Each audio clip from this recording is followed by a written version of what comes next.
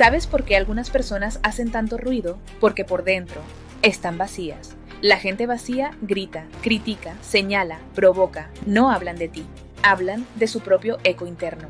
Cuando alguien no se ha llenado de amor propio, de propósito, de identidad, busca llenar ese hueco haciendo ruido afuera. Necesitan atención porque no se tienen a sí mismos.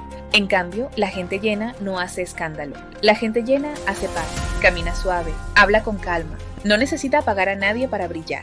Por eso, si alguien te hiere, te apunta o te quiere desestabilizar, recuerda esto, no es tu valor lo que está en juego, es tu vacío. Llénate tú, de amor propio, de claridad, de raíces sanas, porque quien está lleno no hace ruido, hace vida. Sígueme si quieres sanar desde la raíz.